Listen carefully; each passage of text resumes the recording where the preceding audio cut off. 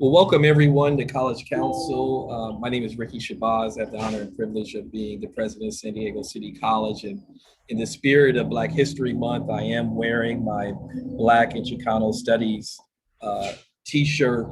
If you are watching and you would like a t-shirt, please give Dr. John Parker, our Vice President of Administrative Services, send him an email and he'll make sure you get a shirt if you would like one. Promoting our great ethnic studies programs, which are celebrating 50 years old. Chicano Studies is actually, I think, now 51 years old.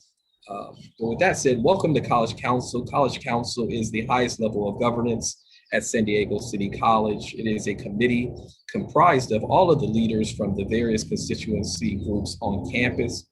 We are working remotely, and we thank our great faculty, classified professionals, deans, managers, supervisors, everyone, our students for sticking with us during this pandemic. And so we are coming to you via Zoom and YouTube. The way you can bring an agenda item forward to College Council is working with the reps, your leaders on campus, who I will introduce shortly, or by simply emailing Aaron in the president's office, and we would be happy to bring forth an agenda item. This is where we discuss the college's business opportunities and highlight programs at our wonderful college. And we do have some presenters today that are going to be talking about our facilities master plan, and we will do so shortly after we approve the agenda from the last meeting. I'd like to begin College Council and remind us that this meeting is being recorded and broadcast live via YouTube on the San Diego City College website. Again, my name is Ricky Shabazz, and I'm the president of San Diego City College. I'd like to do a roll call using the agenda, which I should be sharing if Zoom is working today. And I am coming to you from my porch because I have a construction crew in the house, and I don't think you all want to hear a lot of banging and cutting. With that said, Paul Alexander, past president, Academic Senate. I think Paul and Masa are in the chancellor's event, maybe the DGC, I think. Okay, yes, and I should be there as well, but of course, those were scheduled at the same time as College Council, and so I thought it might be necessary that I should be there, but I'm sure that both Paul and Masa will represent the college well in that meeting. Tilly Chavez, Vice President of Instruction. Present. Aaron Deddy, one of our great deans, and thank you, Aaron, for helping out with athletics. Thank you. Present. Robbie Ewell, another one of our deans, the chair of Institutional Technology Council. Present. Caesar, Public Information Officer. Present. Dr. Jocelyn Hill, Supervisor, Representative. Present. Nadia, the President of the Chairs Academy, or what we call Chair of Chairs. Present. Destiny, President, Associated Student Government. Dr. Susan Murray, Dean of Institutional Effectiveness. Present. Thank you, Susan. Dr. John Parker, Vice President, Administrative Services. Present. Awana Payne, President, Classified Senate. Present. It says Sean Ryan. Is he with us? Vice President, Classified Senate. Denise Wisenhunt, Vice President, Student Services. Present. And did I miss a student rep? Ricky, yes. you missed me too. Oh, Masa, we actually, sorry, Masa. I thought you were at DGC still, Masa. I'm sorry. I told him you weren't. And me, don't forget about me. Paul's here too. All right, my bad. I'm sorry. we made it back on time. Okay, my bad. We couldn't wait to join.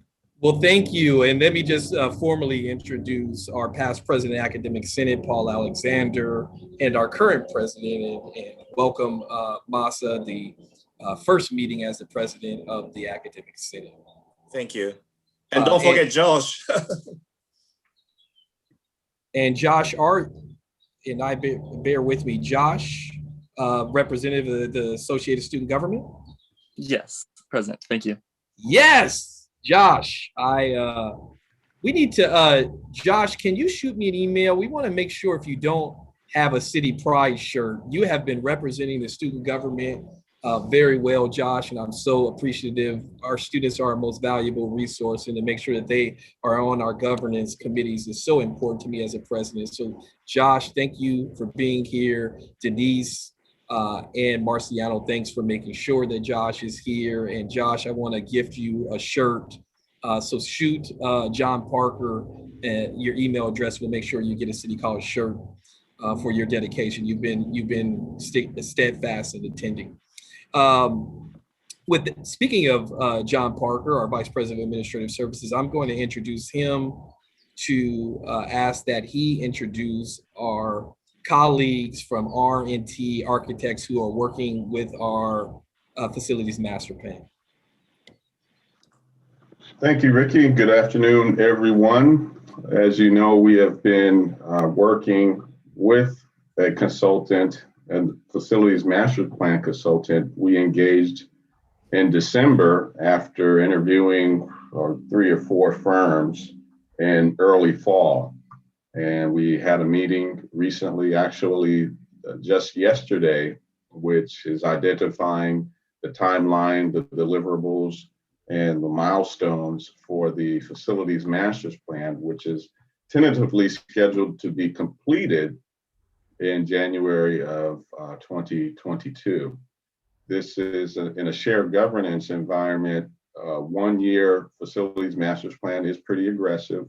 As I've expressed to multiple constituencies, master plans can take up to several years. 2-3 years is the norm probably. But we are going to keep R&T on task, and Ralph Rosling, I'll be introducing here in a second. So, and he'll describe the process. We'll have 30 minutes. He'll present for 20 minutes, and we'll field questions for another 10 minutes, he and his team anyhow. So as he'll describe, there's an assessment phase. Essentially, there's an options phase, and then there's a decisions phase. And he will outline and delineate those for us. So without further ado, I'd like to introduce the principal, one of the principals, Ralph Rosling, who will introduce his team, and we'll get into the presentation. I think you just muted yourself. I didn't mean to do that. There we go. Can everybody see me and hear me? All good? Yes, sir. Okay, here we go. I'd like to introduce my team. My name is Ralph Rosling, and our firm R&T has been working on your campus. We worked on your quad project, and the math and social science building, and a few other buildings that we're very proud of, and we're thrilled to be here working on this master plan. This is very exciting for us. And could I ask that our team introduce themselves? Raul is our project manager, and Raul, can you introduce yourself? Yeah, good afternoon. So I'm going to be, as Ralph just noted, I'm going to be the project manager for the master plan, and I've been with R&T for almost 20 years now. So and tend to focus on the higher ed projects. So good to meet you all. And Chikako, my partner, can you? Sure. So, my name is Chikako Terada, and I'm also a principal of the firm, and I've been working with Ralph more than 30 years. I've been working for him since I was a child, I guess. Anyway, I'll be helping Ralph and Raul for this wonderful journey. I'm very excited about this project. And Gemma, another one of our partners. We have leadership on this team.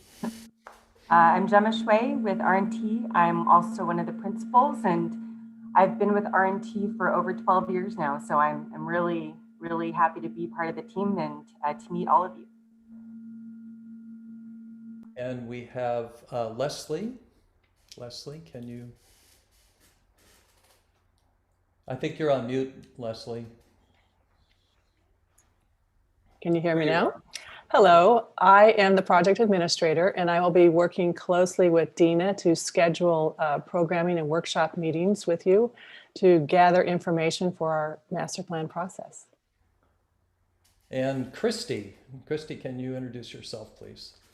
Hi, my name's Christy Ashby, and I'll be supporting with some of the planning work and coordinating things. So I'm going to share my screen now, and hopefully all of this is going to work like it's supposed to. And here we go. And can everybody see this PowerPoint show? Okay, all good. All right. So we're thrilled to be working on this project, and we will be engaging you for the next year. And what we want to show you today is our proposed method that we're going to be working with. So this is going to be a schedule with milestones, but it's also going to be a discussion of our process and how we're going to work with you. And then we're going to show you a sample of how we coordinate our design workshops and meetings and that information flow. So we'll present an example of that.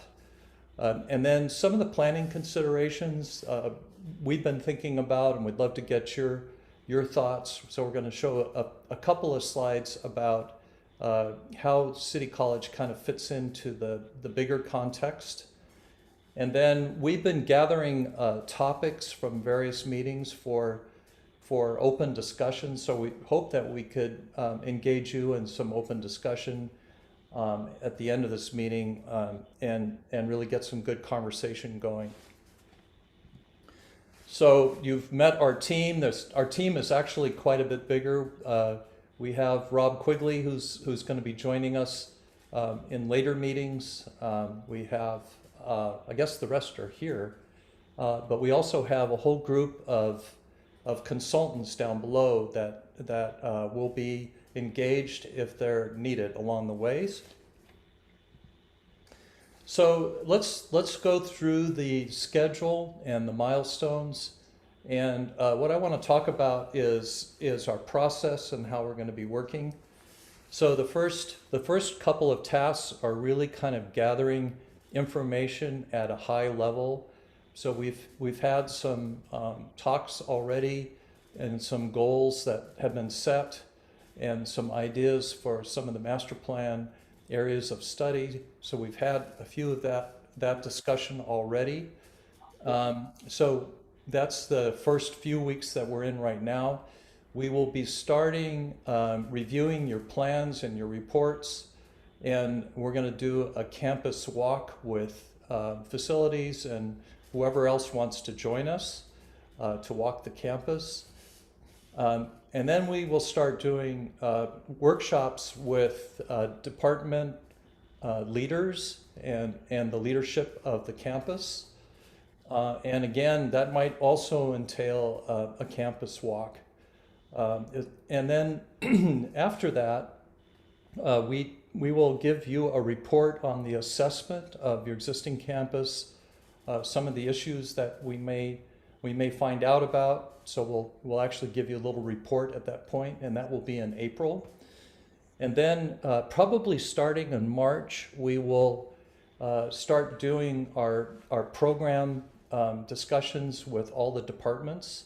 So we will be sitting down with you and we'll be asking you about what your needs are in your particular department and how the spaces are working for you and if you need new spaces.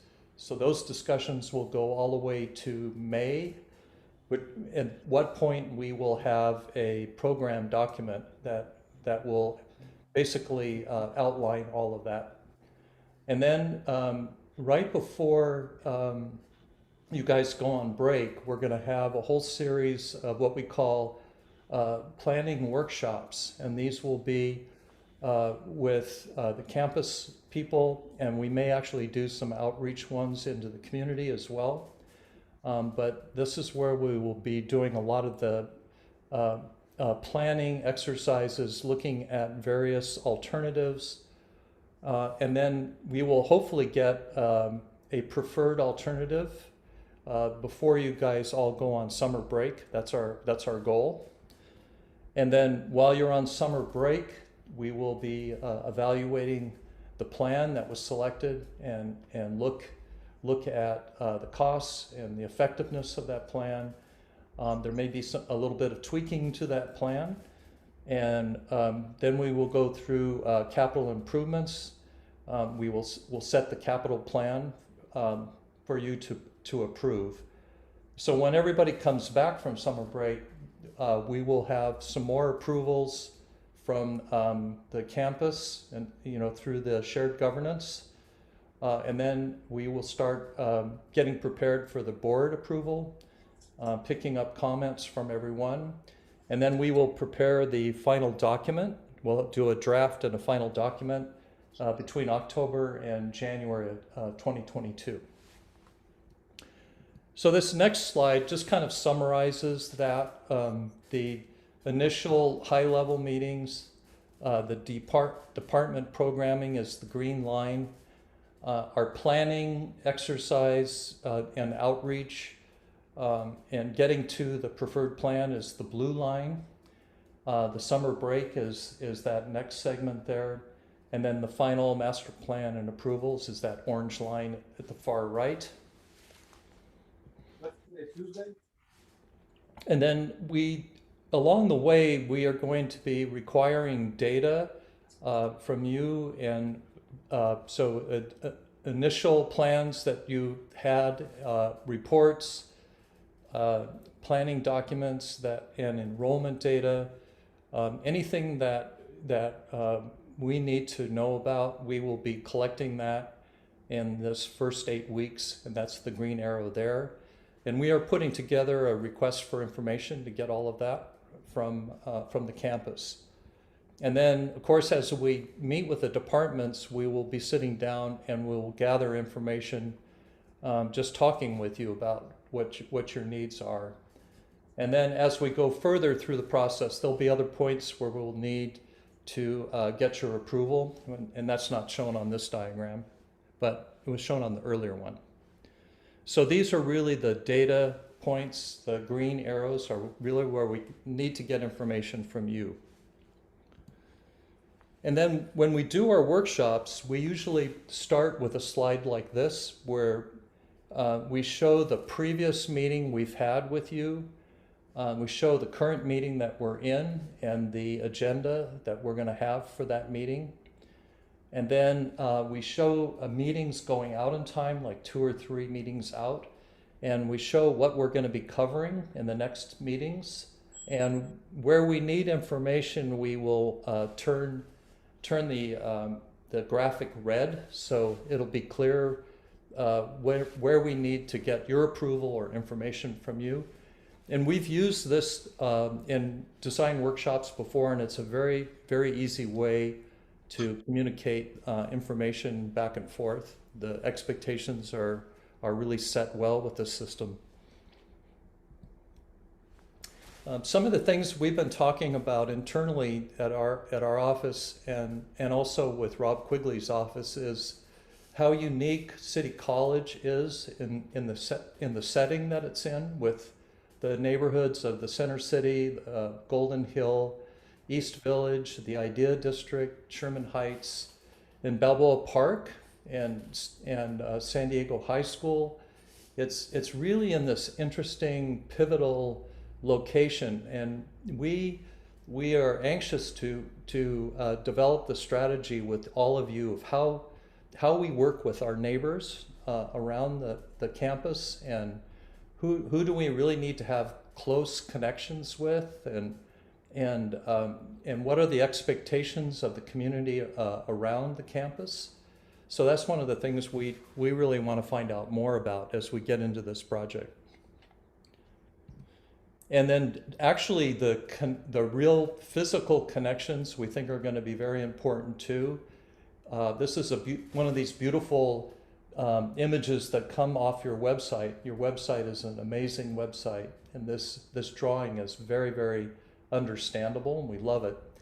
So these red dotted lines are really showing kind of major connections going out to Golden Hill off to the right, also going up 16th into the Idea District and East Village, The 14th Street is going to be turning into a green street that's going to connect all the way to East Village, and that terminates at the campus, which is a really kind of a cool thing. The connection at the corner to the Smart Corner and the transit is a very, very strong connection. Lots of people move back and forth there. The connection out to the west, to city, Center City, what does that connection need to be like? So these are the things we want to talk to you about. Where do we need to make sure that people can move very safely and very fluidly in and out of this campus. And then the connection to San Diego High School, we know that students move back and forth.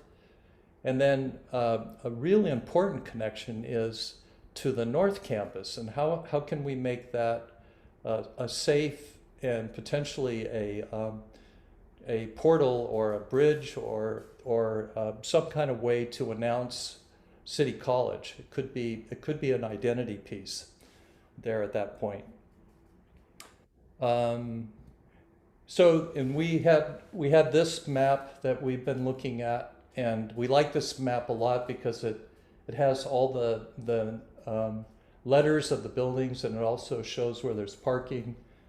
And the red circles are areas that we think could have either a remodel or an addition or an expansion possibility. And so these are some of the areas that we're going to kind of zero in on.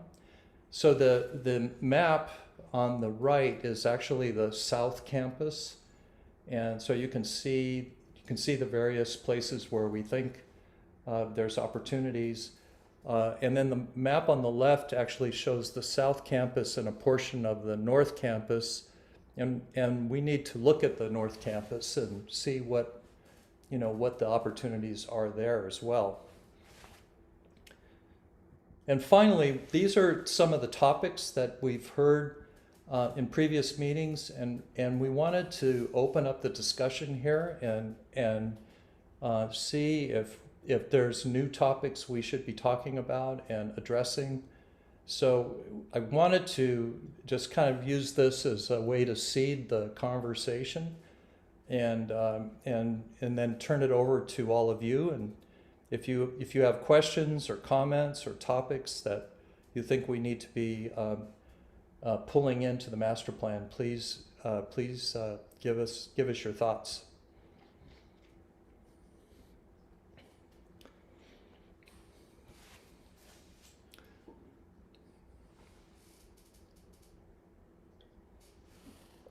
Anyone like to start?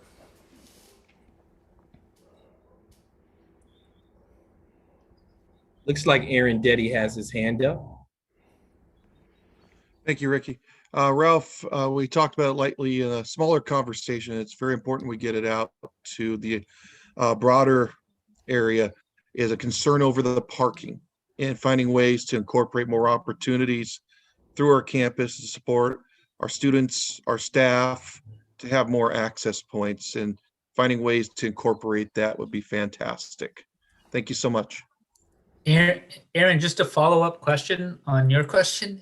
Is the major concern associated with the north part of the campus with the athletic facilities in terms of parking, or is it also in the other part?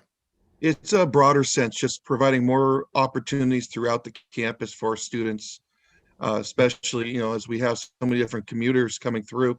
It's just a great opportunity to provide for the entire campus. We love more parking in the north, but we love parking everywhere else as well. Okay, great. Thank you. Thank you.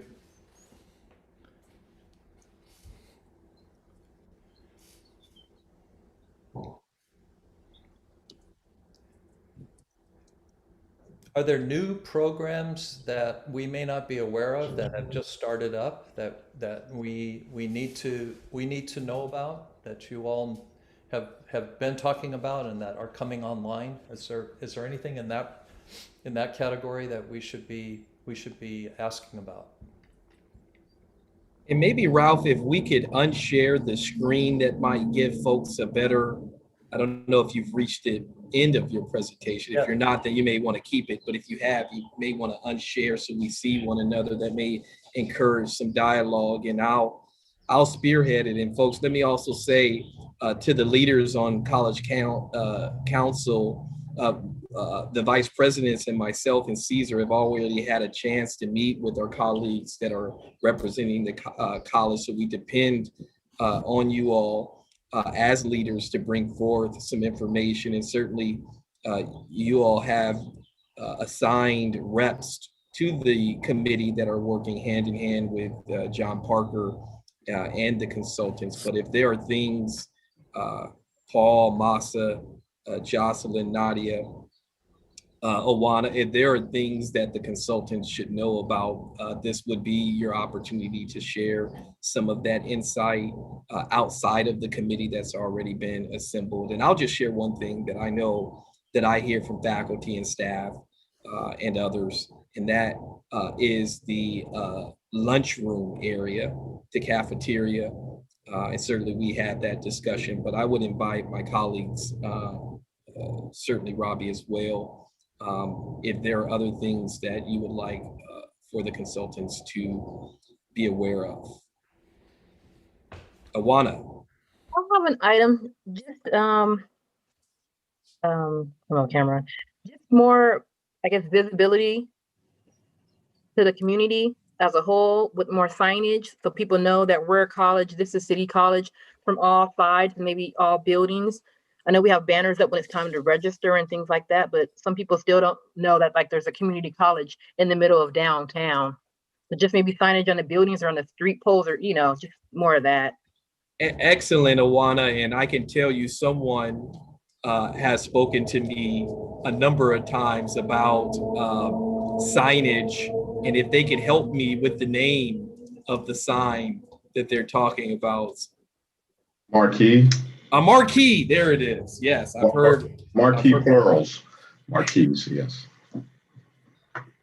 And not only that, in addition to the marquee, we were just having a discussion yesterday, perhaps, and I maybe get ahead of you, Ralph, in discussing the pedestrian bridge that connects the North and South Campus, at the pedestrian bridge serving as a gateway to the campus on a big prominent boulevard, in addition, and in conjunction with various marquees on the borders of the campus.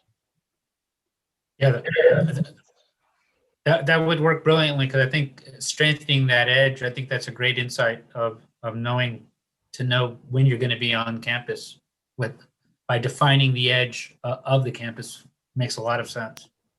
We'll take a look at that.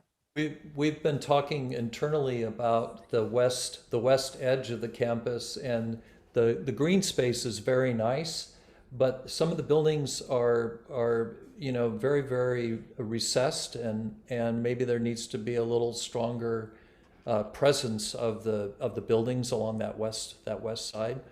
The green space is beautiful, though. We think that's a really nice feature, but that as you're driving down Park, I think there could be more presence for the campus on Park. Ricky, may I? I have a couple of things. Sure. So both are student focused or student-centered suggestion or idea. I don't know if this will go anywhere. The first one is more space for students to collaborate and work. I'm thinking just about my MS building that I was till last March. I was physically located. There's only like a little space, like a 5 or so table at the first floor with a microwave, people coming in and out. And the second floor has a little space too. But my personal experience in college, both CSU and UC campus, which is physically much bigger, but we had a lot of these student spaces for hanging out, to studying. That might actually facilitate cross-pollination of academic thing as well as non-academic identity factors that would enrich one's college experience. That's one. Second one is, we proud ourselves to be a campus of social justice, equity, and academic excellence. And I saw that on the list, there's a suggestion about dorms, but even like a smaller version of that where students can perhaps store their items, take showers, some of these basic need kind of facility. I know it's could be one of those big dream thing, but if we are seeing the data, how housing insecure and food insecure our students are, and if you have an opportunity to upgrade a facility to address some of these needs, perhaps, one-stop hub where students can take care of their basic needs. Because research has shown that a lot of reasons for students dropping out is because of these personal basic needs reasons. And if we can do something like that, I think that'll be wonderful. Thank you. That's great. Yeah, those are two very good insights, because it's good to hear that, especially the inclusiveness and the other aspect. We probably wouldn't have thought about that. So that's very good to bring that up now. Great. Hi, Dr. Shabazz. I can't see the feature where I can raise my hand, so I'm going to ask a question or. Absolutely. Jump on in there, Jocelyn. Okay, thank you. So I have a question and then I have a point of clarification. In your presentation, you listed something about maintenance built in. Could you explain what that means? And then the question is, in the master plan, is there consideration for improve in a ventilation system, incorporating air conditioning with being the airborne virus, SARS, the coronavirus? Is that considered in the facilities master plan? Yes, that was brought up in our last meeting, and we really need to look into that. And it may be mechanical and architectural kinds of solutions to get more ventilation. For example, we've been playing around with the idea of more outdoor spaces that are sheltered and can be used as study areas, but they could also be used as an outdoor, potentially an outdoor classroom. So we're going to kind of take our lead from the comments we get from you all, but definitely the indoor classrooms, we've got to look at them and figure out how to get them to ventilate extremely well. There's no question about that. And that will be part of what we do. And also offices, and is that considered in the plan?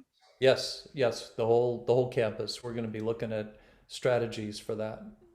I think there's really been a mind change lately within higher ed in terms of the ability to have windows that open and the ability to have natural air come through. I think there's a bit of a realization that the mechanical air conditioning is great, but at a certain point, just opening up that window just becomes so valuable, and especially with our climate. So we're seeing that in a number of colleges. So that's fantastic to hear. In terms of the maintenance considerations that are built in, I think it's just knowing that the plan's going to have items that can withstand time and not be problematic as soon as you put them in, that they'll be easy to maintain and sort of seen as having a long lifetime. That I think that's the way we envision that, or that's the way we took that or understood it. So if we misunderstand something, please correct us. Ricky, if I may chime in with a quick question. It may already have been covered, but in your earlier planning, but has the corporate education center that anchors an angle of our campus and also is a gateway to our community, has that been factored in terms of its original promise? I'm not sure I know about that one, to be honest. It's basically a center that when they built the MS building, yes, it pretty much is the lower level that has a number of different rooms that were initially designed to support as like a conferencing center. Yes, okay. And that would be a focal point if there were, and as we are, kind of like a focal point for ideas and exchange, that eventually if things were happening in the city or nearby, that parties would know that they could come to our campus and probably to one of our centers to have meaningful discussions that can support the larger community. Yeah, yes, that the intention of that project was to make it open to the public, and for teachers as well as outside groups to come and actually do conferences and learning exchange, that sort of thing. So that is the way that is designed, and so I think it's been, maybe it needs to be looked at and enhanced in terms of how well that reads, or how it can be used. How, maybe it's a programming situation where we look and see how that can be used more often in that kind of a situation.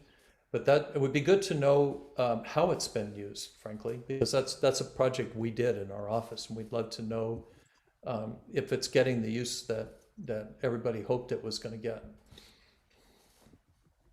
But maybe it needs a tune-up.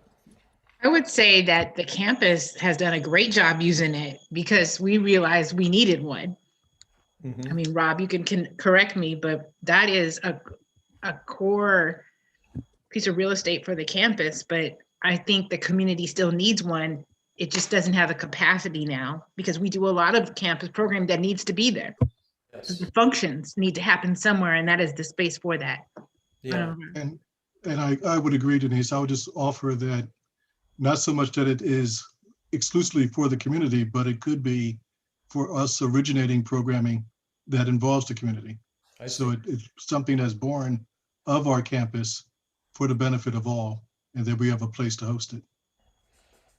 Would you say that there's opportunity to have more of that kind of program on campus? Quite, and how much more would you think?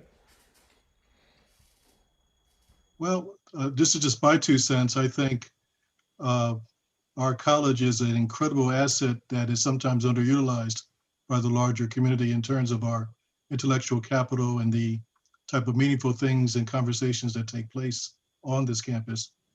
Our social justice activity is actually well lauded, and people know about it. In fact, are trying to become a part of it.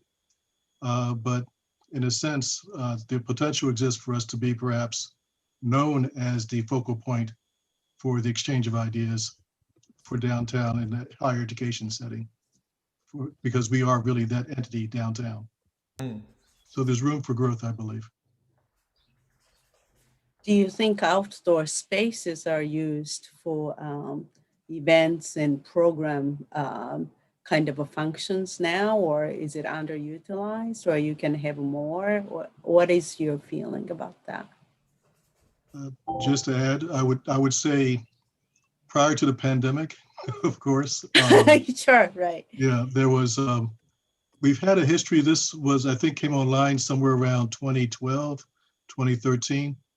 And there were a number of groups that partnered with the college, and they would want to use both the way the space is designed, they would love to use both the indoor space and the adjoining outdoor space, which has been very useful for all kinds of things, including art exhibits or supplemental activities related to a given conference that could be happening. Good to know. Good to know. I would just say that one of the observations and concerns that we had with our spaces is this notion of outdoor space that we're talking about. And I liken to, when you watch that movie Pruitt-Igoe about public housing and the building everything up and down, but not enough green space, and what that did economically and culturally for certain communities, kind of that disengagement, that community building is a bit more difficult, just like in places like Pruitt-Igoe and other public housing constructions.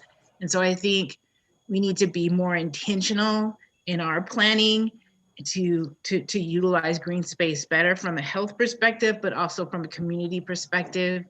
And there are just some spaces where our president has done a good job putting effort to it, but we might want to also consider things like our teaching learning center. Like, what does that look like when we have the space to kind of develop that differently too. Like, you know, what if we get from conception, we get to envision what that looks like for our campus. Our student services is the oldest building on our campus, and we did a really good job, you know, like shoring up with what we could at that time. But that community piece, I think we're still struggling in that, and that is critical, as we know, for academic success. We know the power of engagement, and we need that too, as people don't always want to be in vertical buildings anymore. You know, what could we do? Right. Right. And I appreciate all the dialogue. I am going to have to wrap it up though, because we have a number of other items on the agenda. I would ask that John send an email to the campus, and if he could put it in the chat when his committee, I say his, the college committee for facilities is meeting, so that if you have recommendations that you would like to put forth, that you would work either through your constituency group leader or that you just attend a meeting and make that information available. I'm going to take the liberty, if I could, in saying two things that are somewhat of a joke, but also very serious. I'd like consideration for a doggy park and a skateboard park, because those two things are dominating our campus, whether we realize it or not. I was on campus yesterday, and for some reason, and Denise, I think may have been, no, Roxanne actually informed me that we're on some kind of Facebook page where skateboarders meet up and come to the campus and shoot videos on a regular basis. So I'm one for, if you can't beat them, join them, because our campus, whether we want it or not, is officially a skateboard park and a doggy park. So why not just identify some areas, because the signs that we put up that say no dogs, no one's listening to them. Paul, we'll let you have the last question or recommendations, and we'll move to the next agenda item. Let me just say, I was sitting here thinking, you know, it'd be really cool if we made it more skateboard friendly or accessible in order to prevent the damage. And then I thought to myself, that's too crazy of an idea. There's no way I should even bother raising my hand for that. So thank you, Dr. Shabazz, for your leadership. The only other piece, and no need to spend time on it, but and maybe they already mentioned it, is the need to really update our Seville Theater and make that as central, you know, as amazing as it has been, and so it could be even more amazing, and increasing seating and whatnot for a campus as large as ours that serves the entire San Diego community. I think that there's a lot of area for to expand on what is already there. Yeah, thank you, Paul. That is central. There are two areas that were not, really three areas that were not included in the original $160 million construction project: the Seville Theater, the cafeteria, and the exercise location. Tilly helped me with, or Aaron helped me with the name. And you're muted. Your exercise facility. Oh, Health and Exercise Science, Harry West Gymnasium. Yes, needs an air condition, but I was talking about the actual area where the bikes are and in the class, not the classes, but the original exercise area on the campus. The fitness center? The fitness center, thank you. Okay. The fitness center, like those three areas, or did I say four areas? The fitness center, Harry West Gym needing an air condition, cafeteria, and the Seville were not a part of the original facilities project, and so we want them to rise to a level, along with other things that folks think. Well, thank you all again. John Parker and others have formed a committee working with the consultants, and so if you have some other ideas, folks, please reach out, attend the meeting, email any of the people you heard from today so that they can bring your idea forward. Ralph and your team, thank you very much for being here today. That was great. Thank you, Ralph. Thank you very much. Thanks, everybody. We appreciate it. Can't wait to get going with you all. We'll talk soon. Okay. Thank you. Bye. Bye, guys. And Ricky, moving. Ricky, if I may add, yes. We're still looking for ASG representatives, student representatives from ASG for the FMP committee. We've been unsuccessful in that attempt in the last couple of months.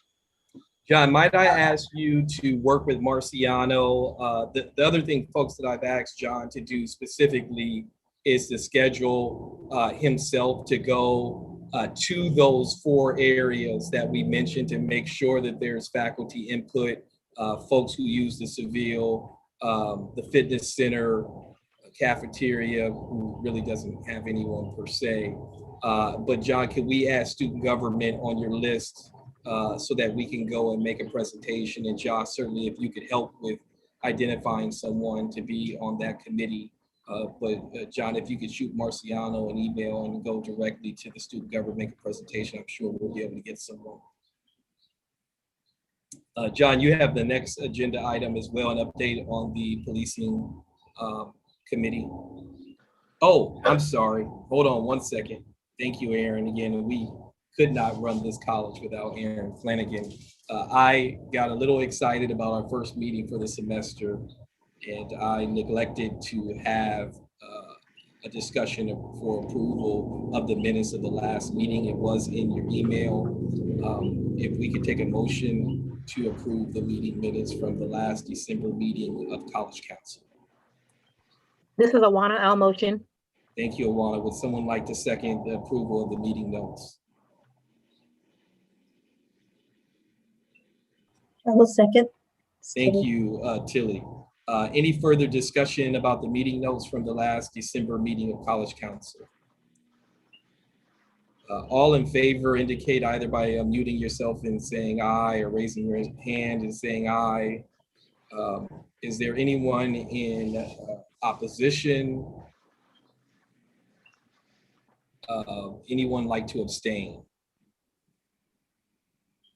Hearing none, motion carries. Thank you, Aaron, for that reminder. And next on the agenda, Dr. Parker with an update on the policing task force. Yes, thank you. As you may recall, the survey went out just before the holiday break. In a discussion with the committee, the policing committee, we wanted to revisit the design of that survey. And we have had a couple of meetings since then and are working with Dr. Murray and her team. We've completed the visit of design, or the consideration of the design of the surveys. And we'll be finalizing that with the committee to send it out again. Thus, we are requesting an extension until the end of the semester for recommendation to College Council. Is that an item that you're looking for a motion for approval, John, or is that an update? I'm sorry, that is an item looking for a motion to approve. Okay, and so is there someone who would, well, John is making the motion. Would someone? So moved. Okay. Any further discussion about extending the task force till June? We had originally asked for an update. Yeah, that was just the update, is just to revisit the design of the survey. Okay. Any further discussion? All in favor, I'll just ask for raised hands this time. All in favor. And if you did update your Zoom, raising your hand is in a different place right now. It's like updating your cell phone when you just got used to where everything was. Are there any in opposition? Hearing and seeing none, motion passes. Thank you, John. Please keep us informed. There are a lot of discussions about why is City College having our own committee looking at this. I think it's unique to some of the things that have happened on our campus compared to other campuses, and the openness of our campus compared to the other campuses. So thank you to everyone working on that. Moving right along on the agenda, we have Dean Robbie Ewell with an update on professional development and learning coordinators. Robbie. Yes, and good afternoon, everyone. A lot of excitement, a lot of energy is happening in the area of professional development, and my thanks to many of the folks on this call for providing that energy. We literally are about to turn a corner and do something that we haven't done before, and that is to bring even more expertise to bear, to drill down and provide really in a really granular way, a needs assessment of all the different constituent groups that we have. So we had the title that's been, an announcement went out by me earlier I believe this month, regarding the title that we're trying to find professional learning coordinators that can support faculty, also classified professional, and also SPA for the first time ever, which I applaud this highly as all those who have provided that made this possible. The good news is that this will position us in such a way at a very unique time in our history that I think will give us some great dividends in terms of the type of support and programming that we'll provide. The down news, or the sad news, is that I was a little bit ahead of my skis getting things out so quickly. We still have some work to do to make this, to clarify the announcement so that each constituent group knows which particular role applies to them. And so for those who have already started the process of either considering it or applying, I would like to ask that you please just pause for a second. We're going to be sending out a revised document of announcements for you to consider. The good news is that this is not going away. It's a great opportunity. We're just going to provide some greater granularity and some greater finesse in terms of how we present this and make sure that it is supportive for all constituent groups. So that the thing that I'm talking about is that we would have, in this case, let's say a faculty learning coordinator, and the nomenclature may change, but we would have an individual who literally be assigned 100% of the time, reassigned time, to actually work with fellow faculty as a constituent group and really dive deep and find out what the real needs are, what the real programming needs, the professional development needs are in an accelerated fashion that we quickly translate from a needs assessment to actual programming. Same thing for the other constituent groups as well. And so we will have a few more discussions about framing this for everyone, but we will have that out relatively soon. I should also add that all this is happening at a time when we're also gaining access as a district to more professional development resources than we ever have before. Some of you are familiar with the Vision Resource Center. If you are, just nod your head. Okay, well, I expect to see more. Okay, thank you. The good news is this is an incredible resource that is available to us now. The district has arranged and has worked out a partnership with an operation called Cornerstone, and Cornerstone, working in concert with the Vision Resource Center, will give us a gateway to an enormous number of training videos, professional development content. Basically, you name it, you might be able to find something that's already been curated and ready to go. And the reason why, if I sound excited about that, the opportunity is that as we do our deep dive and find out what people want, it may not be very hard for us to be able to fulfill that need with some direct programs or to use that as a way to booster things that we generate ourselves. It is available actually now. Any individual in the community colleges can do this, but when our partnership launches, and I believe it's going to be in March officially, that means for things that you actually need to or wish to get credit for or have added to your professional portfolio, that continues on and on and on. You get to customize and build and select items and also go beyond things that may be not what your current role is. You might be able to look and find out more information for where you want to be. Just an outstanding asset and resource, and we're really excited to see this happen. So on that level, I can tell you that there's been a boot camp on how to use Cornerstone and the Vision Resource Center. It has its own new interface, and collectively as a district, we're going to create that. So if you can imagine something similar to a single sign-on, that once you get into this very private space, it's not something that the outside world can gain access to. So your training efforts, your confidential information is secure. So there will be a district-wide interface that also helps us with mandatory training coming from district that we all have to do. But also after that, there will be a city college presence that's more customized to your needs. And to that end, Don Long, who is our professional development coordinator. Also along with Majda, who is our Vision Resource Center liaison. Temi, my assistant, and myself went through a boot camp to become more acclimated to and go through really like a whole training regimen on how to use these resources. If you will, we're the first canaries in the tunnel. I think we survived, and this is going to be a wonderful thing when we get to launch it in March. Ricky, if you will, I would love to have an opportunity to speak specifically on this resource at an upcoming meeting so that we can, as we have all of our pieces in play. Absolutely, and any member of College Council has an opportunity to put forth an agenda item by simply emailing Aaron, and we'll work it in. Before I open it up to questions to Robbie about the professional development coordinators, because I know there are a great deal of questions about that. Let me commend Robbie in his efforts as we actually moved professional development under his leadership in the library, and he's done a terrific job.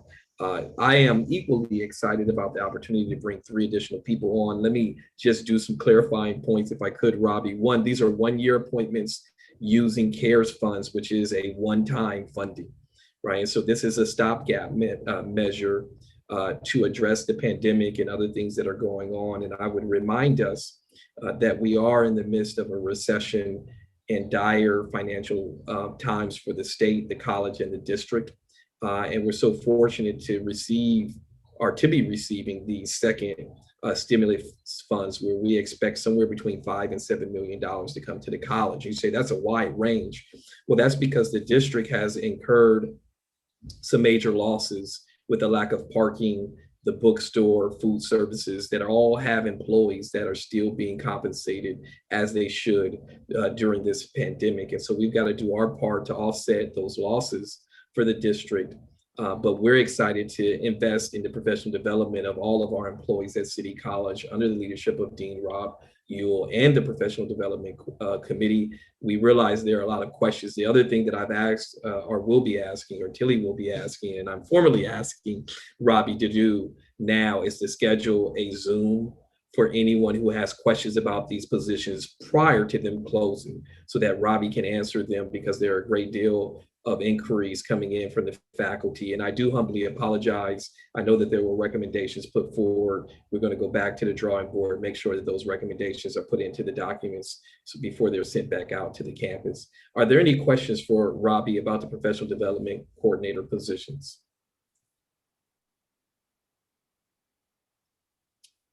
Robbie, anything else you want to share about those positions?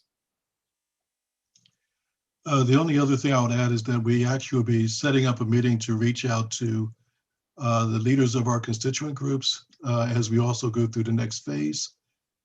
This also is our proposed job descriptions are also, we're getting feedback from HR regarding classification concerns and the like, so that we hopefully, as soon as we get that information, we can have a robust conversation with our fellow constituents to make sure that as we go forward, people have a clear understanding as to what the limits are to this particular opportunity. And you are correct. Yeah. Thank you for saying that it's a temporary position. In many ways, we're looking at it as a pilot and an opportunity we've never had before. So we hope to get a lot of mileage out of this pilot.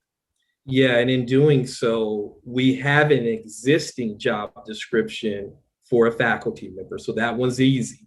But when you create similar opportunities for our classified and our supervisors, let me just say, Robbie, not to correct you, just to do some word clearing. They are not job descriptions for those two groups, because in order to be a job description, we know it has to be approved by the Board of Trustees. So it's really going to be like a list of duties or list of outcomes for the classified and or the supervisors, because there isn't an existing job description for professional development for those two groups. But we know that in addition to our faculty, our classified and our supervisors have needs for professional development. So Robbie's going into uncharted waters. Bear with us as he he has taken on this, but it is the right thing to do to provide an opportunity, because certainly we hear from our supervisors and our classified professionals that they desire upward mobility and they desire opportunities to improve their professional development as well. So thank you, Robbie, and the entire team working on this. Masa. A quick question. Do you plan to extend a deadline for the faculty position for there are some questions that need to be clarified and people are still kind of making decision based on how the answer is going to be? Because I think it was coming this Friday, I believe was the deadline. So, okay, great. Thank you. You're correct. Absolutely. And There'll be another document coming out shortly to let parties know the extended time. Thank you. I was just going to add, Masa, just because of with the clarifications and stuff, we're going to need that. And if I can emphasize again, I think what Ricky had said, the money isn't here yet. So I also want to add that piece to it. Yes, and I'm going to give an update on CARES shortly, but it certainly is not here. And we're checking day by day, hour by hour, because we want to get resources in the hands of our great faculty, classified professionals, supervisors, deans, and students who are impacted by this COVID matter. But yes, Masa and others who may have questions, we're going to send an updated email. Will be extended. And prior to it closing, I'm going to ask Robbie to do an info session so that people who have questions can come into a Zoom. Because if one person has a question, there are other people who have questions. So I'm going to ask Robbie to do an info session for those who are interested. So, you know, sometimes we're in this email, and how many of you all are overwhelmed with the number of emails you're getting? I know I am, right? And so we got to get back to picking up the phone and doing these Zooms and providing a platform for people to come ask questions. And so I have officially going on the record of asking Robbie to do some kind of Zoom prior to the position closing so that people have a platform to ask questions, which he's ready to answer them. He's put a lot of thought and effort into this. So, you know, why not provide people an opportunity to raise those questions? Any other questions? Speaking of questions, any other questions for Robbie? Thanks again, Rob. Appreciate your efforts there. We'll go back to the agenda. And next on the agenda, and I humbly apologize, Susan, we should have let you go first, but I'd like to actually turn it over to Susan, and we're going to skip over number 5 and go to number 7 and Dr. Susan Murray. Okay, thank you, Ricky. Can you hear me all right? Perfect. Okay. If you or Aaron or someone is able to put up the 2 slides that I have, we wanted to give a very brief update on what's happening with our college master planning processes and how that's going to intersect with the facilities master plan that you just heard about. Is that the correct agenda item, Ricky? What do you, Ricky, are you asking for the equity information now or her other report? Just trying to. He's muted, but he was asking for the master plan, the educational plan. Yes. Okay. We skipped over, I'm sorry, I just realized I was mute. We skipped over number 5 to number 7 to accommodate Susan. Okay. And I apologize, should have done that early on. It is up, Dr. Murray, the floor is yours. I see it now, thank you. Okay, so we are revisiting the educational master plan. We have a document that was created about 6 years ago in advance of the last accreditation visit, comprehensive visit, I should say. And we're re-envisioning that document and updating sections of it so that it becomes an umbrella for all of the college's planning efforts. And this will be kind of our highest level plan. So the list you see there are the components that we are envisioning will be part of that plan. We'll have an environmental scan of some of the external factors that affect our planning and our own student demographics. We'll do some identification of institutional priorities and strategic directions. So it will encompass the function that our separate strategic plan that we've had from 2017 included.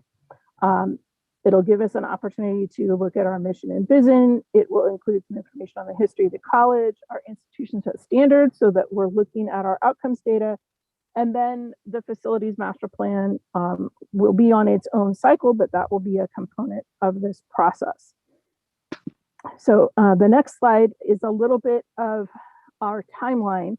We have made some adjustments. We did some shifting because of COVID and remote operations. And then wanted to be sure that we, had the time to engage in these discussions and came up with a document that was going to be useful. So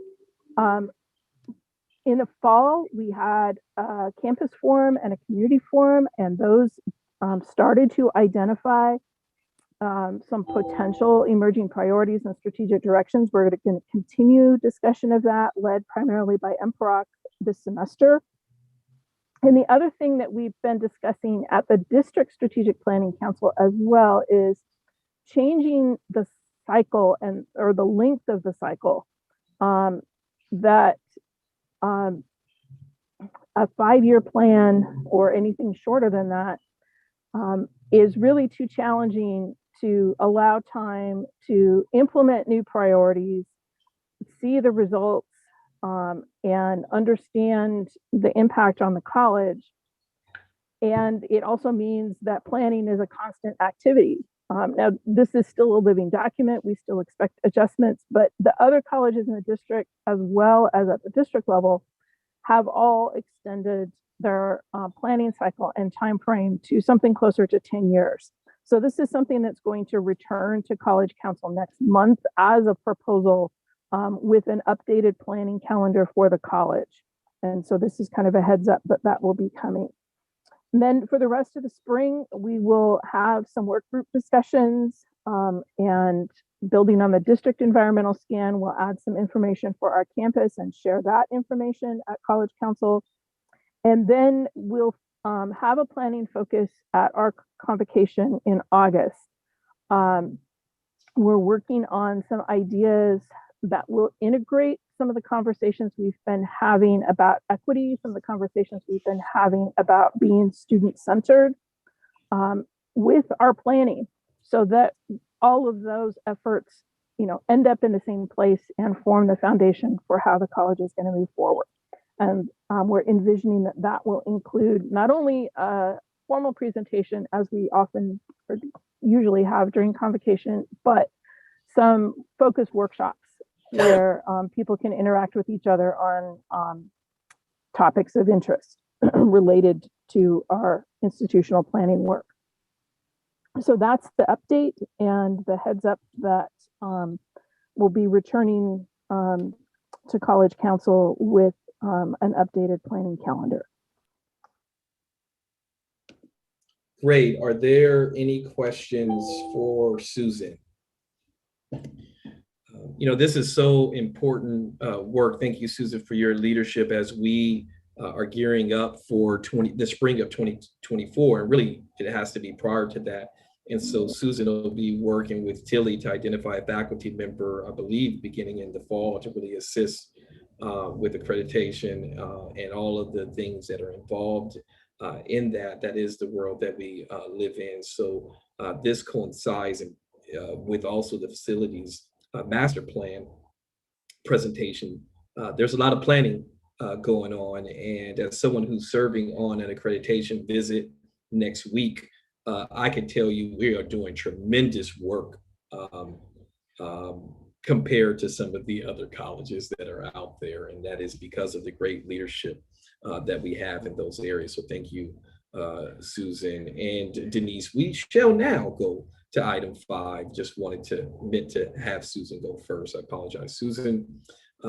We have great effort. Speaking of, actually, this is directly related to accreditation. So I'm glad that we skipped over 5 and went to 7 and came back to 5.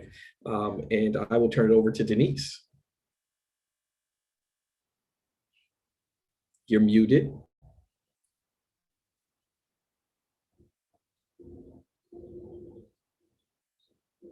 You can see the screen? Yeah. Absolutely. And it really is Susan and I, and that's why I apologize, because it's actually Susan and I presenting about the work that we're hoping to do through an equity work group that has basically one intention, and that is to create this campus's equity statement. And so we have a little PowerPoint, and Susan will chime in. Yes, she will. Oh. Sure. Here we go. Okay. So go ahead, Susan. Okay. This grew out of conversations in MPROC about how to more explicitly incorporate equity considerations into program review. There were some parallel conversations in Student Services Council, and then this Student Success and Equity Task Force that has been overseeing our college equity planning and categorical funds also had an interest in this. And we have created this work group. As you can see, it's broadly representative. We're reaching out to constituency groups as well as existing governance groups. And if we can go on to the next slide, this group is really about planning a process. And the goal is for the college to formally develop a statement on equity that can encompass concepts including diversity, inclusion, social justice, anti-racism. Many other colleges have similar statements that are function as guiding principles for more specific planning and operational activity. And the goal of this work group is to propose an inclusive process by which City College could develop such a statement. That would also dovetail with our institutional planning and help provide a foundation for identification of priorities. So Denise, I will hand it back to you.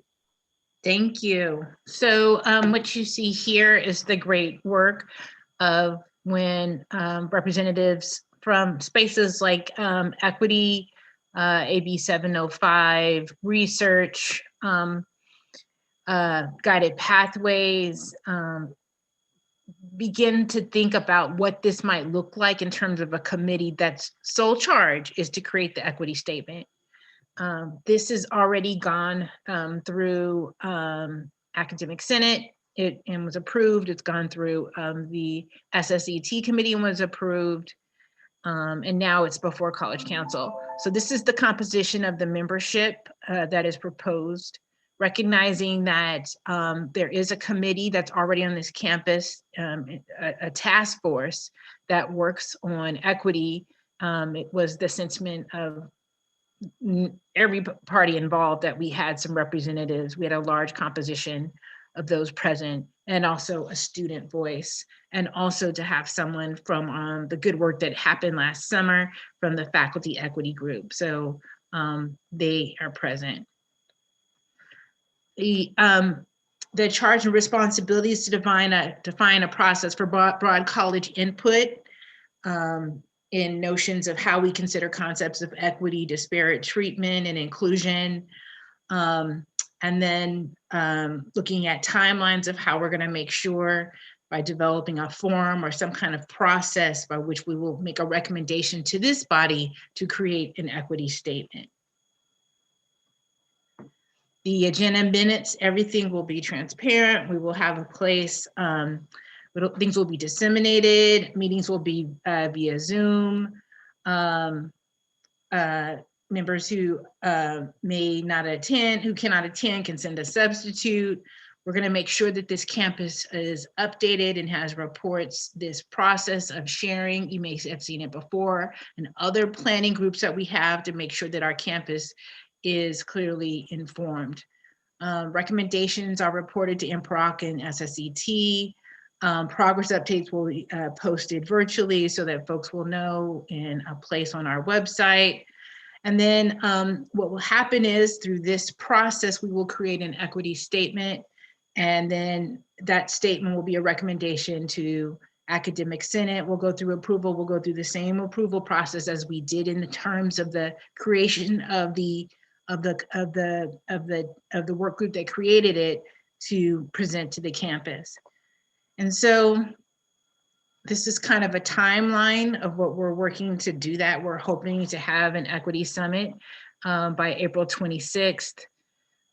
This is really part of the critical belief in our college that we should have equity and equity statements embedded in all the work that we do, that equity doesn't sit in any particular house, that equity is a responsibility of all of us, that it should be embedded in all of our planning documents and the work that we do and the reflection that we do in our own work that we do to serve our students.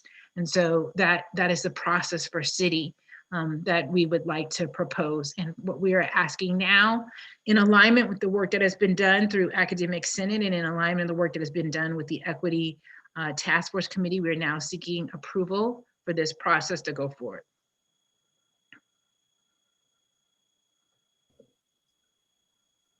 Thank you, Denise. Would you mind stop sharing so we can have a dialogue about this? Are there any questions for Denise or Susan? I'm sorry, I may be definitely late asking this question, but I saw the list of the committee makeup and I see where it says classified Senate.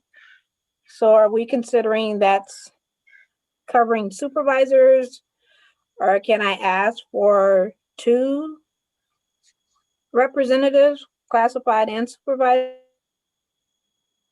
Denise, would you mind sharing that? Included? Yeah, I'll show that again. In the committee?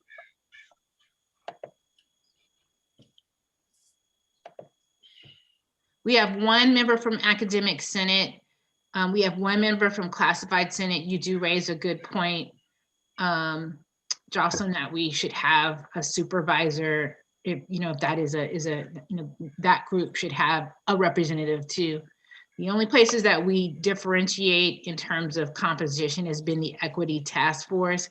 And sometimes we have members who from that body will be supervisors. In fact, that is a tri-chair in which Megan sits on that, who is a supervisor. But I think that, I think this group would be open to making that adjustment of adding the supervisor. But in terms of composition, it's been 1 all around except the SSET group. Denise, would you mind showing that particular screen again, if you don't mind? Yeah.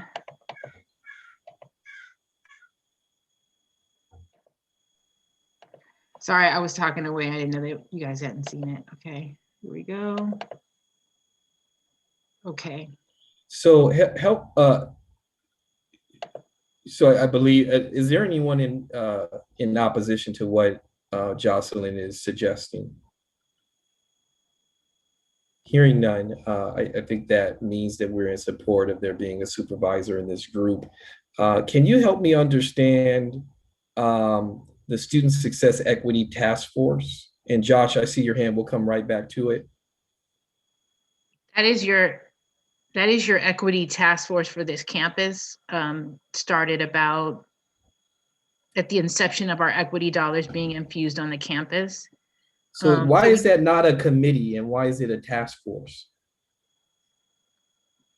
I don't know. I thought a task force, my understanding, Susan, is a task force comes together for a period and then disbands. We are attempting to be more consistent with that terminology as we finish up our committee review project, but that is a group that I think was created to do some initial planning when equity funds were first allocated, and then has just remained and didn't formally change the name or get merged into an existing committee. So that is one of our inconsistencies. And Denise, where does this particular task force lie with our efforts to condense? Because folks, we're trying to reduce committees, right? As indicated by the campus, not grow them. Where does this task force lie in our presentation to College Council that we would be combining social justice, equity, diversity into one committee? Are you referring to the work that we're doing today in the work group? Are you staying focused on the task force language that's before you? I just want to make sure I'm responsive. I both. So I'm trying to understand, because there's not an org chart or a diagram here that talks about where these groups report to, that we are selecting people from the correct location. We would be, our equity group, our defined equity group is that task force. That has been here at the inception. We have a diversity committee. We've had a diversity committee for years, but that is different than our equity task force. As you may be familiar, I'm sure you are, there is work that's being done to look at our governance structure. And there, if you look in that structure, as I recall, and Susan, you correct me if I am wrong, these success equity groups, the SSSP, they're kind of clustered in the same area right now, and that's the direction that we're going. But the diversity committee is not the equity task force, never has been since you've been here, before I've been here. That's something different. So again, let me ask the question. We brought the Dean of Equity and Social Justice, Diversity, and we had a presentation with this council that those areas would be condensed into one group. Has that not happened?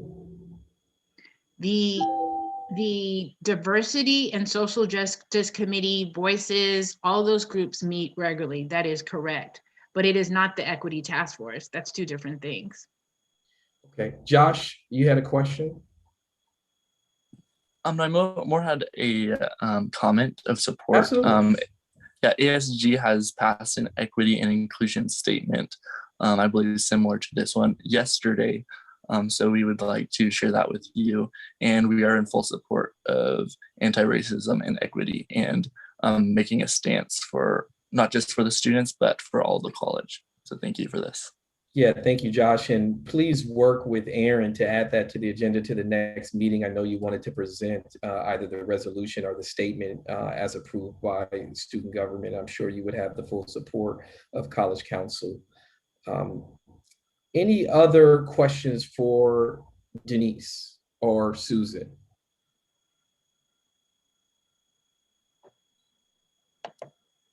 Hearing none, would someone like to make a motion for approval of the task force as outlined?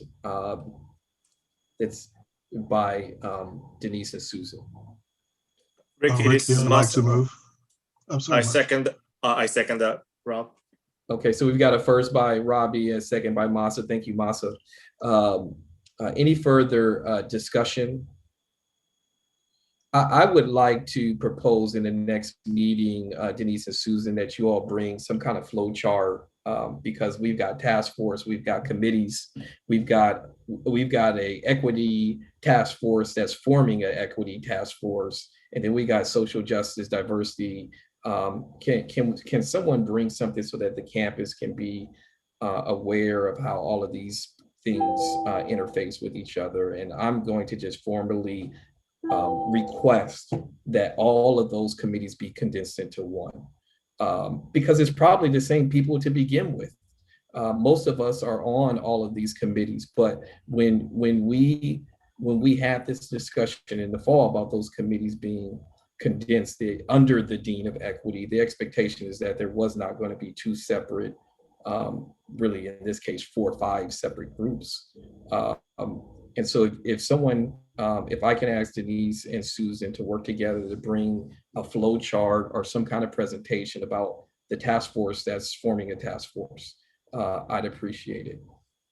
Can I be clear? And I want that to, Ricky, if I may, can I be clear that what we presented will be dissolved upon the completion of the equity statement? That's the sole opportunity. And this is a convergence of this is a space by which instruction and student services and administrative services are working together to create the statement. And at the end, there's a completion. I don't know if I'm being clear enough to say that, but I wanted to make that clear to you, just as a matter of courtesy.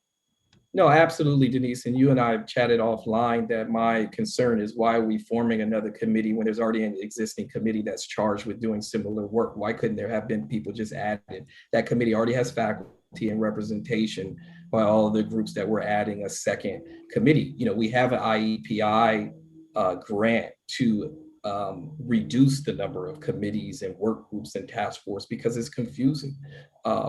And so we've chatted about that, and I want to better understand how that fits into this process. Masa. Ricky, if I may, I was kind of involved in this conversation.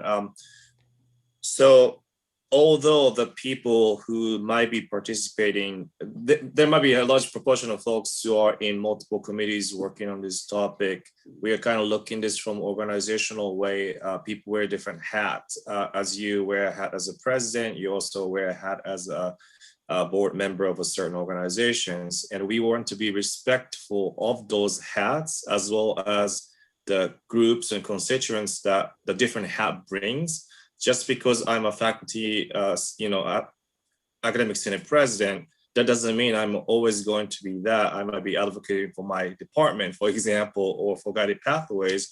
To make the process more transparent and clear, we thought the work group within a task force that is joined, one MPROC on one side and SSET on the other, I thought it was cleaner. I sit in both meetings as well as guided pathways and academic senate, but that doesn't mean I myself can represent all 4 interests in an effective way.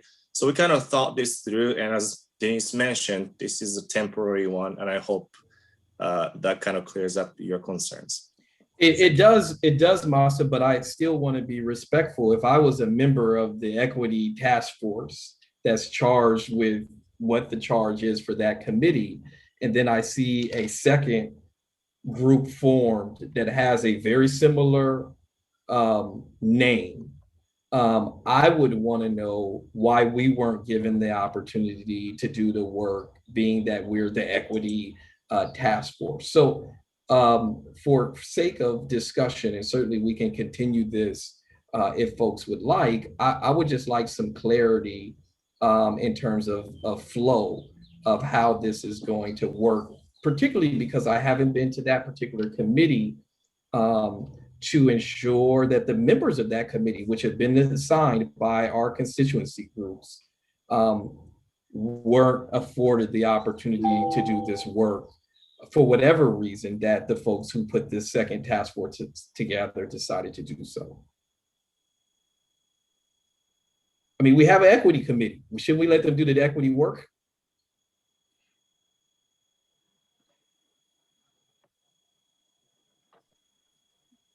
So I'm just seeking clarity and want to be respectful for the people who were assigned to that committee as to how this is going to work. I'm not saying I'm in opposition to it. I am in opposition, frankly, to the number of committees that we have, that there's duplication of services. Josh, I'm not sure if your hand is still up.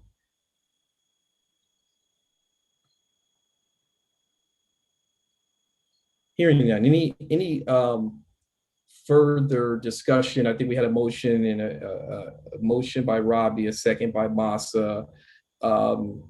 All in favor indicate so by either raising your hand virtually or via the hand feature, if you could find it in its new location. Anyone in opposition or would like to abstain? Hearing none, motion passes. And again, Aaron, if you could work with Denise and Susan to put together a presentation on the charge of the existing equity task force. Denise, if you could provide an update on the combining of world culture, social justice, VAMP, under the leadership of the now resigned Dean of Equity, and how these three things fit with each other. I think it'll just provide clarity for everyone. Appreciate it. Appreciate this is needed. So thank you, Denise and Susan, for your leadership. As I was revisiting the vision, mission of the college, there's no reference to social justice and equity, and this is absolutely needed. I just need some clarity when I see two task force with similar names. It just is very interesting to me.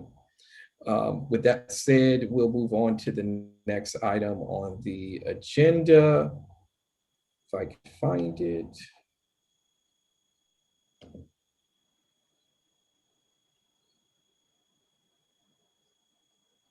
Instructional matters. I'll turn it over to our Vice President of Instruction, Tilly Chavez.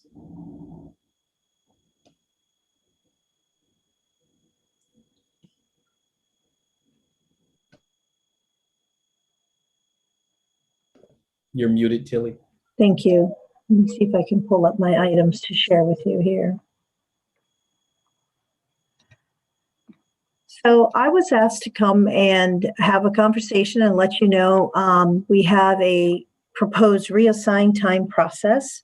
And this process actually, it's been in the works since for about 2 years now, and I think it's gone to every group possible on campus to meet with MPROC, I think as well. I think the guidance and the paperwork actually started there, classified and academic senate, et cetera. And this is really for when I want to be clear that this is not if somebody had put in for a grant and they wrote for a grant and that reassigned time was for them. As part of that grant, that is not part of what this reassigned time process is. It's really a pilot for any reassigned time that might be offered on the campus. And if I may, for example, say that if there's reassigned time for VAMP or social justice conference and stuff like that, people would apply for that so that they would know if they're receiving it for the next year. And there's a timeline, there's all kinds of forms that need to be completed. And then also what else would come with it? I'm just looking to see there's a timeline here. And the timeline was it was going to be starting by February 1st. Well, today is already February 23rd and coming to College Council with this process.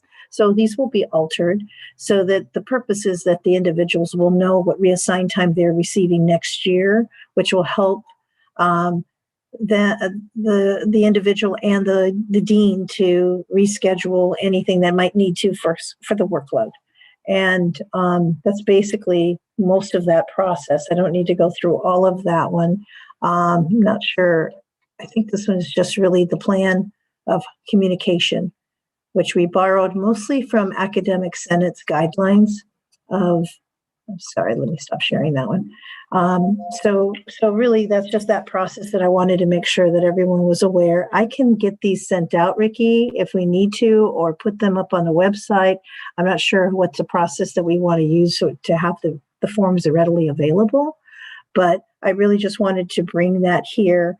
There was some concerns trying to pass it through Academic Senate of what this reassigned time might look like. And if I may, I'm going to intrude a little bit on Masa and in his communication and I talking together. And I think the biggest thing that I'd like to convey is that this pilot and this process is really administration involving faculty to be involved in reassigned time. That's not always something that occurs in many places. So I think that's one of the things that we really wanted to bring back on that piece of it. And I think that's important for us to look at. That was the first one. Do you want me to go ahead and do both of them and then ask the questions, or one question at a time?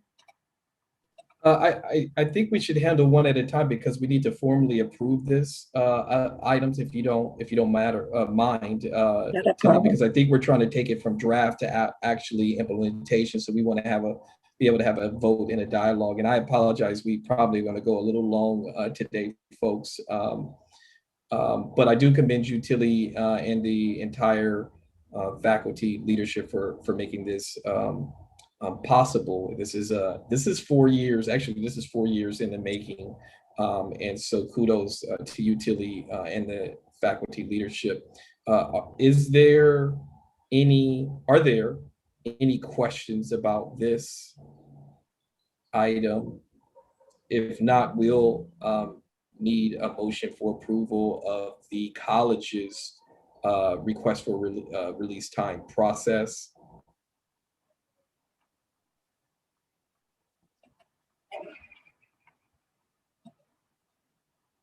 Is there a brave soul who would like to make a motion?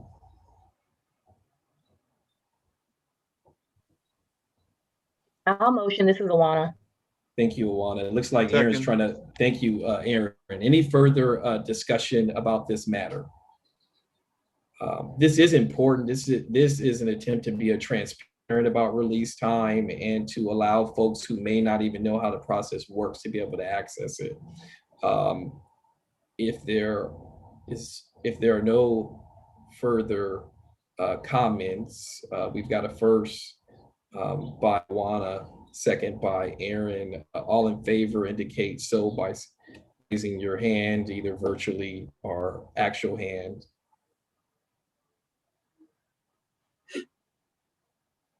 Okay, there's some folks who I'm not seeing, but I'm going to say if you're not in favor, indicate so by raising your hand. Okay, so the folks took it down. It looks like a motion carries. Thank you, Tilly. Second matter. Yes. So thank you. And thank you, everyone. I'm so excited. Actually, I should be jumping up in the air right now because that's been a long time coming. The other matter is, if you have not seen the emails, let me tell you that this is so exciting with the baccalaureate expansion bill, AB 927. And Ricky, I know I've been trying to get there as fast as I can. And now here we are looking upon the bill being, pushed through, that we're ready to go. And I would love for City College to be right there on the forefront to say we're ready, and we're ready with several different programs. I believe they're out there. This is a draft right now as well that is a process of a request for a baccalaureate degree program request. This process has also gone through various areas on the campus with the instructional cabinet, classified senate, academic senate as well, and now bringing it to college council. And this process is really, if we have a program that would like to be considered for a baccalaureate degree, what do I do? And here's the process. It's really laid out. And again, we'll send these out as well so that people have them at their fingertips. And it has an entire process of what we're looking for. And the purpose of this is that City College presents the very best proposal we can to be considered for a baccalaureate program. It's probably, and it's going to be, there'll be ones that come here to this body to say, which way are we going? So it's not something that you're not going to hear about or see again. One of the things that I do want to point out is that individuals will have to fill out the information. We're looking for things, not Tilly, not us. These are requirements that fulfill the baccalaureate program and that make them unique. There's also a feasibility plan that would be completed as well. And the timeline on here was to try to launch it to all of the campus by January. I'm a little behind on that since here we are again in February. So we'll extend these deadlines, have to relook at that, and really wanting to have a panel to be able to review them before long. Because if you haven't heard the word out there that people are looking to push to be ready, and we don't want to be just trying to figure out which programs we have or thinking about what we might want to do. And one of our sister colleges beat us out there to it. So I would love to see us in the forefront to be there. Some nice work. And this is, again, we're just trying to get things ready. We're trying to make sure that we have the best programs available. And when this came up through curriculum as well, there was a lot of discussion, which programs would they be? I mean, it really raised a great deal of questions. But we felt that it really was better to try to see what the process is And again, these are mostly looking at workforce. Is kind of where the state has been looking at, but there are some categories and criteria that we need to follow. So I just wanted to share that process with you all. I'll again get them posted up there. And any questions?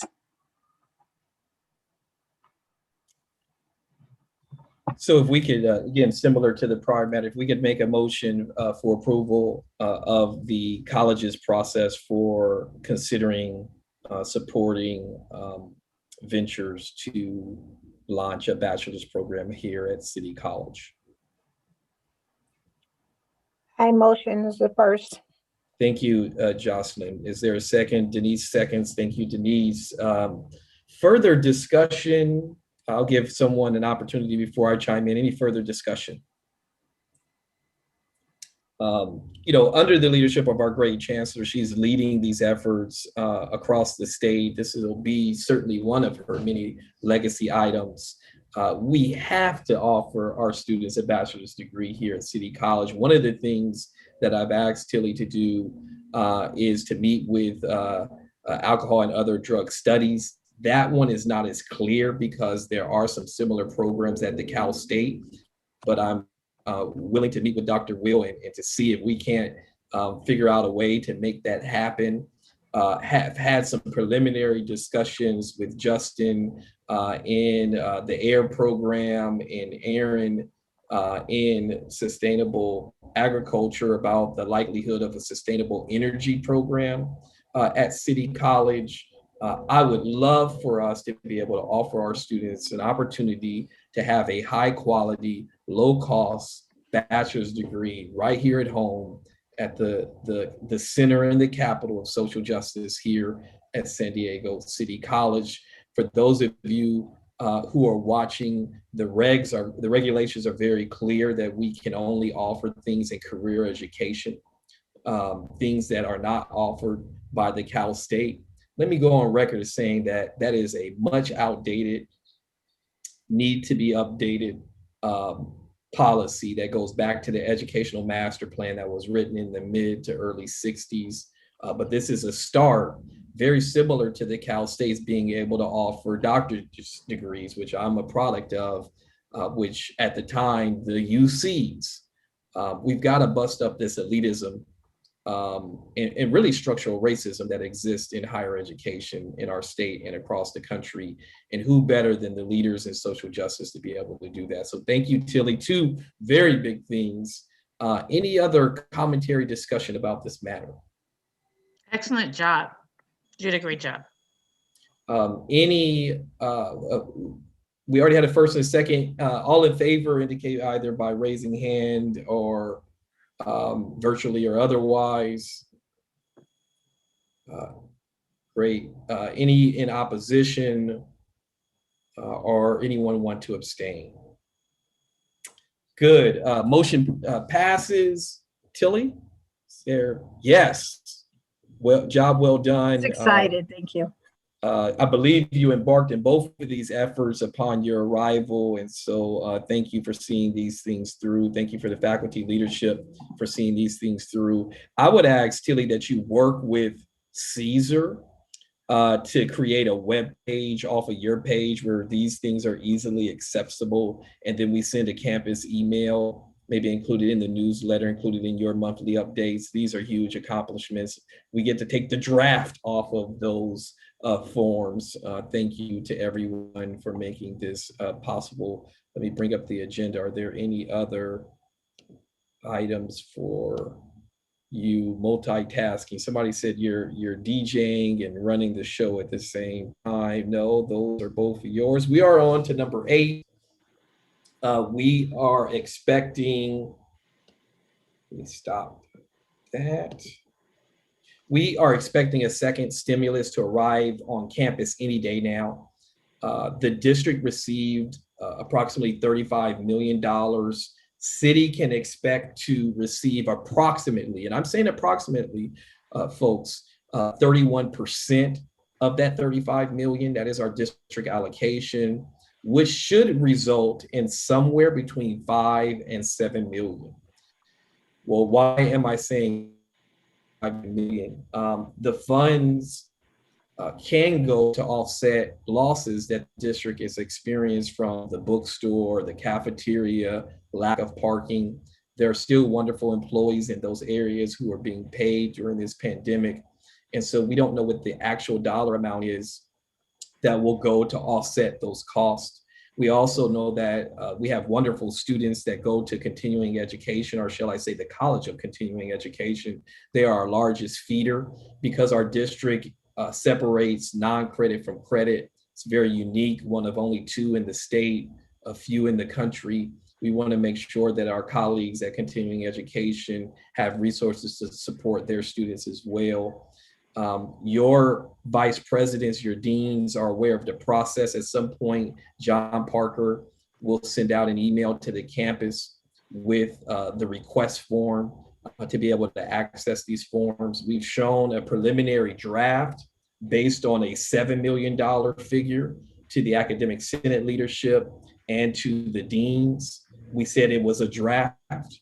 Did I say it was a draft? It was a draft. And we will reallocate those funds based on the actuals, which I hope to have within 2 weeks.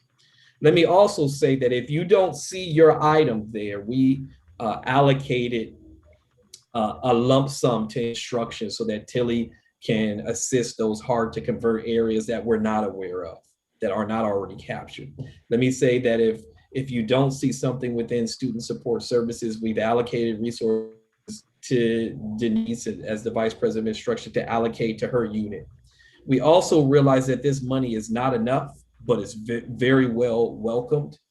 There should be a third stimulus that will hopefully be approved by the new administration in the coming days, where community colleges, higher education is slated to receive an additional $30 million, which should set us up to receive another $4 or $5 million. So whatever is not funded in the second stimulus, the vice president and I are committed to ensuring funding, if it is approved, for the third stimulus. Now, let me say this. I'm hearing some of the things that people want to buy. Let me remind you that this is taxpayer money, that this money is intended to offset and address COVID-related matters. There are a number of things that I've heard that are more wish list items. We have to justify these funds. We have to turn in reports for these funds, folks. And so the vice presidents will be vetting those items to ensure that we don't wind up in the newspaper for anything other than supporting our students. So please take a look. And if you have a need, work with your supervisor, work with your dean, and let's get those needs to the appropriate people. We will bring back the allocation to College Council as soon as we have it for approval here. But what we did is we've been having discussions. We know the theater folks and the dance folks need some help because they lost an employee prior to COVID, and because of the hiring freeze, they don't have someone to help run the Seville. That's COVID related. We know that the Jazz 88.3 doesn't have the technology to have people broadcast from home during COVID. That's COVID related. We know that there are students who are waiting 2, 3, 4 weeks to see a counselor. That's COVID related because we have great counselors. We have a great counseling division, but we don't have enough counselors to help with the questions that our students have. We know that both our students and our employees are dealing with mental health related matters. And so we know we need to put money in mental health. These are just a few things that we know we need to fund with these millions of dollars. We also know we need to fund employees with some form of a stipend to help you offset the increase in electricity and internet. Josh, we know we want to give students money. I can tell you that we are slated to give approximately $3 million to students, which is about 25% of our allocation. And under the leadership of the great Denise Wisenhunt, who has been talking to me daily about basic needs, and we're going to set up a basic needs allocation. So students who need books, a housing stipend, a bus pass can go to student services in the new area that Denise is going to set up.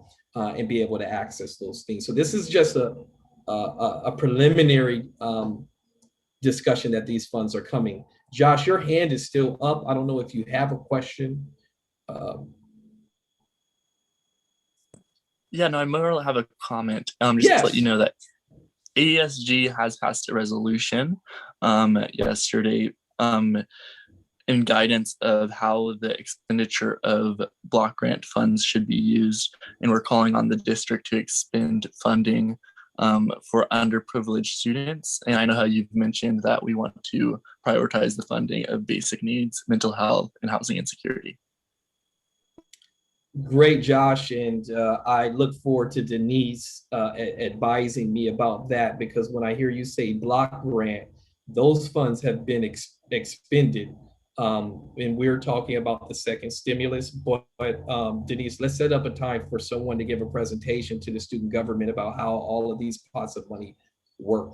Sure. Like Josh, for sure, we've allocated over $2 million this semester to students, and we will do the same this year with additional monies. I commend our president for his great wisdom in understanding that while there was a certain amount of money allocated, this campus is seeking to put even more money in the pot to support students who are in need. So we can absolutely, and I would love to come to your meeting and share more. I know we discussed it at these meetings as well, but let's definitely connect. Okay, Josh, thank you so much. Great question. Yeah, Josh, there's quite a few pots of money out there, and it can get confusing. And I can tell you that because it's confusing to us. You've got a federal block grant, you've got a state block grant, you got the first stimulus, you got the second stimulus, you've got what is going to be the third stimulus. And while we're getting this infusion of one-time stimulus money, we also have the reality of a state budget shortage, a college, and a district deficit. So I would feel obligated to remind us that these are one-time funds. And Josh, we absolutely intend to ensure that the money is going to the areas that are hardest impacted, most impacted to student success. Yes, and Josh, let's schedule a time for Denise, maybe John Parker and I to come and update you, because there's a lot of different funds out there. What you're speaking of is that the governor did set aside basic needs money in the state budget. We don't yet know what those allocations are, but know, Josh, that the state budget is not going to be available till July. The funds we're talking about right now shall be arriving any day now. So we'll come update you on those things. Any other questions about the stimulus funds? Great, let me move on the agenda. Well, I think that actually those are all the items. Again, I would remind everybody watching that if you have a need, student or otherwise, that you work with your respective vice presidents, supervisors, deans. We are going to be scheduling 3 or 4 open forums for people to come in and ask questions as we have greater clarity on these funds and when they arrive. Are there any updates for the good of the order? Yes, Tilly. I just would like to remind everyone that we're in the season of updating the catalog. So if you've received an email from Angela Testato, please sign off and we'll get that moving. I had to do that. Angela asked me to make sure I get that catalog in there. Thank you. Yes. Any other questions or updates? I do want to say Aaron is being modest, but I want to do a shout out to what they did yesterday, which is the convergence of basic needs and supporting our students who are athletes, which had almost 75 athletes present out there, driving up, getting support. Our coaches were in there deep. And it was also an opportunity to feed some folks. So I just, when we collaborate and we do those synergistic opportunities to work with all different areas, it can be something really beautiful. So I extend a particular thanks to you, Dean Deddy, as well as Dean Bettis, for your phenomenal work in doing that. Here. Thank you, Denise, and to your team. it was so beautiful. If you haven't had a chance to volunteer at one of these events, I would urge you to do so. And thank you to the faculty who gave extra credit to students who helped their colleagues. It was so good to see. Matter of fact, I think that was the first time, Denise, I had seen you in some time, and same for Aaron. Any other updates for the good of the order? Hearing none, let me close with this. I absolutely support the work that Denise and Masa and Susan are doing with this equity task force. It is absolutely necessary to update our mission. I just want to be clear on the committee structure. And Denise, you have gone above and beyond to ensure that the folks from that committee, by having 4 people from that committee from the equity task force, serve on the equity mission task force. And I'm getting the names mixed up, but and that's why I'm confused. But with that said, the work that is going to come out of that is absolutely necessary to make sure that equity is infused in every aspect of our college, and social justice is as well. So I look forward to the work that's going to come out of that task force. And I also look forward to reducing the number of committees so that we can spend more of our time helping our students in ways that doesn't involve sitting in a Zoom meeting. With that said, folks, enjoy the rest of your day. Thank you for your efforts. And if I could do anything for you, please feel free to reach out. We'll see you at the next College Council meeting. Thanks all.